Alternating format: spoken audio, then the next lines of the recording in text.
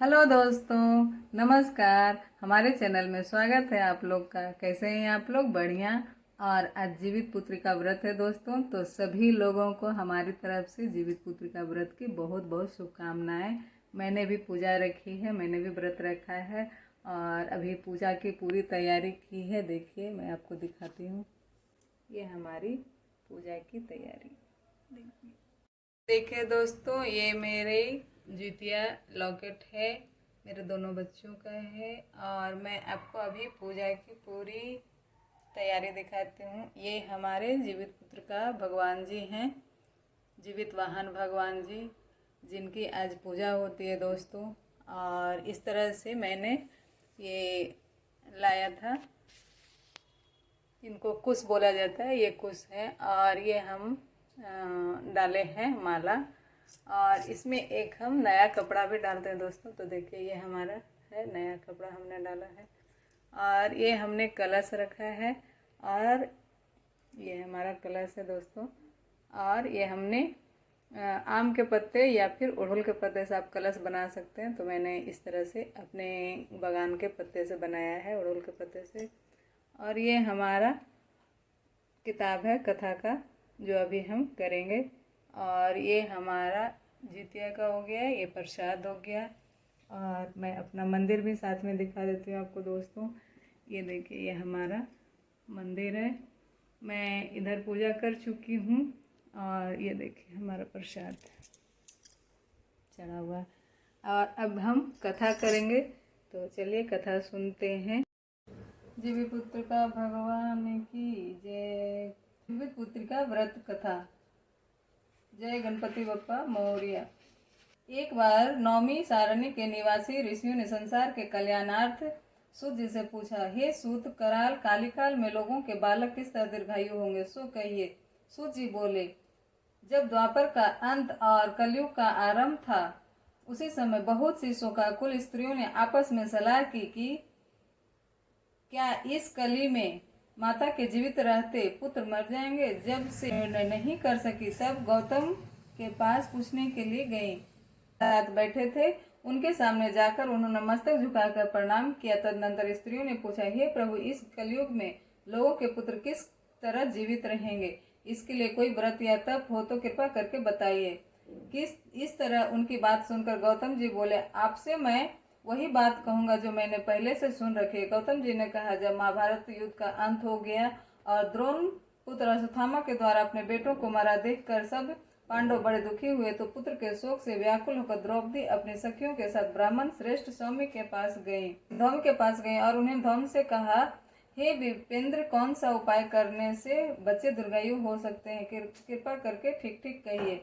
धौम्य बोले, सतयुग में सत्य वचन बोलने वाला, सत्याचरण करने वाला समदर्शी जीमूत वाहन नामक एक राजा था। एक बार वह अपनी स्त्री के साथ अपनी ससुराल गया और वहीं रहने लगा। एक दिन आधी रात के समय पुत्र के शोक से व्याकुल कोई स्त्री रोने लगी, क्योंकि वह अपने बेटे के दर्शन से निराश हो चुकी थी। उसका पुत्र मर चुका था। वह सामने, मेरा बेटा मरा जा रहा है। उसका रुदन सुनकर राजा जिमुतवाहन का तो मानो हृदय विदीर्ण हो गया। वह तत्काल उस स्त्री के पास गया और उससे पूछा, तुम्हारा बेटा कैसे मरा है। बूढ़ी ने कहा, गरुड़ प्रतिदिन आकर गांव के लड़कों को खा जाता है।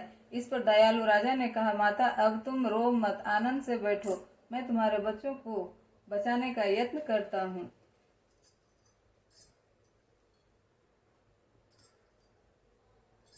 उस स्थान पर गया जहाँ गरुड़ आकर प्रतिदिन मांस खाया करता था। उसी समय गरुड़ भी उस पर टूट पड़ा और राजा के शरीर का मांस खाने लगा।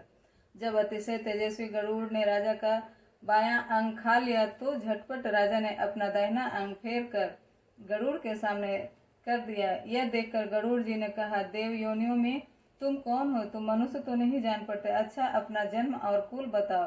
पीड़ा से व्याकुल मन वाले राजा ने कहा, हे पक्षीराज, इस तरह के प्रश्न करना व्यर्थ है, तुम अपनी इच्छा भर मेरा मांस खाओ।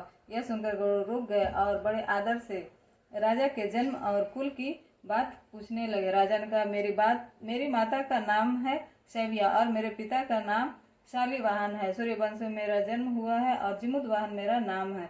राजा की दयालुता देखकर गरुड़ ने कहा, हे महाभाग, तुम्हारे मन में जो अभिलाषा हुआ वर मांगो।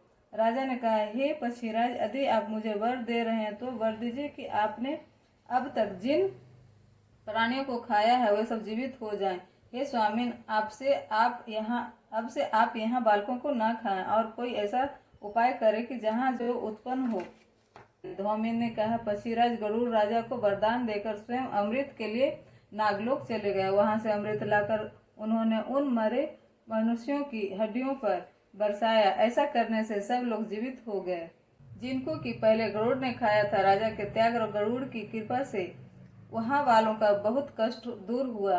उस समय राजा के शरीर की शोभा दूनी हो गई थी। राजा की दयालुता देखकर गरुड़ ने फिर कहा, मैं संसार के सभी कल्याणार्थ और वरदान दूंगा। दूनी हो गई थी। राजा की दयालुता देखकर गरुड़ ने फिर कहा, मैं संसार के सभी कल्याणार्थ और वरदान दूंगा। रहित शुभ अष्टमी तिथि है। आज ही तुमने यहाँ की प्रजा को जीवन दान दिया है। हे वत्स, अब से यह दिन ब्रह्म भाव हो गया है, जो मूर्ति भेद से विविध नामों से विख्यात है। वही त्रैलोक्य से पूजित दुर्गा अमृत प्राप्त करने के अर्थ में जीवित पुत्र का व्रत कहलाई है। सो इस तिथि को जो स्त्रियां उस जीवित पुत्र के व्रत की और उसकी आकृति बनाकर तुम्हारी पूजा करेंगी तो दिनों दिन उनका सौभाग्य। हे भाग, इस विषय में विचार करने की भी आवश्यकता नहीं है। हे राजन, सप्तमी से रहित और उदय तिथि की अष्टमी को व्रत करे, यानी सप्तमी विद अष्टमी जिस दिन हो उस दिन व्रत न कर शुद्ध अष्टमी को व्रत करें और नवमी में पारण करें। यदि इस पर ध्यान न दिया गया तो फल नष्ट ही हो जाएगा और सौभाग्य तो अवश्य नष्ट हो जाएगा। जिमुद वाहन को इस तरह का वरदान देकर गरुड़ वैकुंठ धाम को चले गए और राजा भी अपनी पत्नी के साथ अपने नगर को वापस चले आए।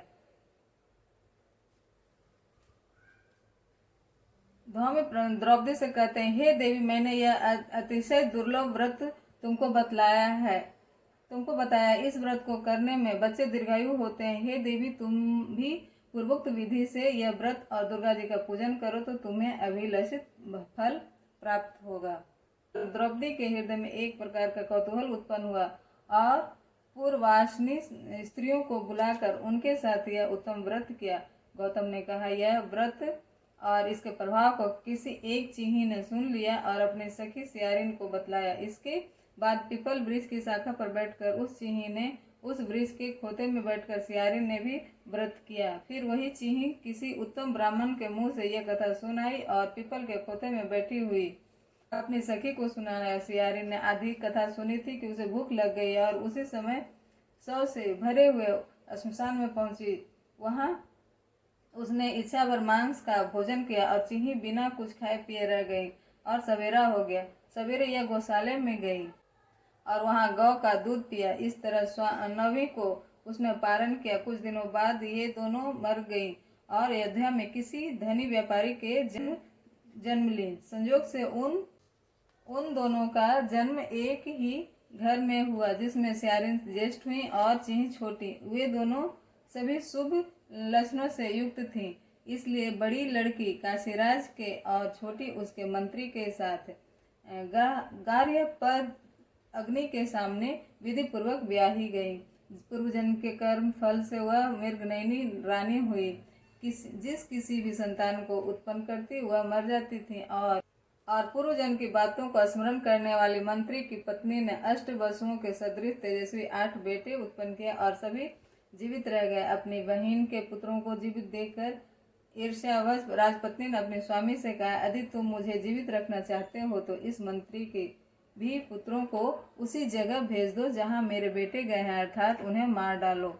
यह सुनकर राजा ने उस मंत्री के पुत्रों को मारने के लिए कई प्रकार के उद्योग किए, पर मंत्री पत्नी ने जीवित पुत्र के पुण्य बल से बचा लिया। एक दिन राजा ने अपने आदमियों से उन पुत्रों का सिर कटवा कर पिटारी में रखवाया। वह पिटारी उनकी माता के पास भेज दिया, किंतु वे 8 सिर 20 कीमती जवाहरात हो गया और भले चंगे हुए 8 लड़के अपनी माता के पास वापस चले गए। उनको जीवित देखकर राजपत्नी को बड़ा विस्मय हुआ। अंत में वह मंत्री की पत्नी के पास आई और उसने पूछा, बहन, तुमने कौन सा ऐसा पुण्य किया है जिससे बार बार मारे जाने पर भी तुम्हारे बेटे नहीं मरते? इस पर मंत्री की पत्नी ने कहा, दोनों ने व्रत किया था, तुमने व्रत के नियमों का भली भांति पालन नहीं किया था और मैंने किया था। इसी दोष से हे बहन तुम्हारे बेटे नहीं जीते हैं। ओ राजरानी, अब दुर्गा व्रत को करो और तुम्हारे बेटे दीर्घायु होंगे। मैं तुमसे सच सच कह रही हूँ। उसके कथनानुसार रानी ने व्रत किया, तभी से उसके कई बेटे सुंदर और दीर्घायु होकर बड़े बड़े राजा हुए। सूत जी कहते हैं, जब सब प्रकार का आनंद देने वाला मैंने यह दिव्य व्रत बतलाया, स्त्रियां चिरंजीवी और संतान चाहती हो तो विधि पूर्वक यह व्रत करें। जय गणेश जय गणेश जय गणेश देवा, माता लक्ष्मी पार्वती पिता महादेवा। जय गणेश जय गणेश जय गणेश देवा, माता लक्ष्मी पार्वती पिता महादेव।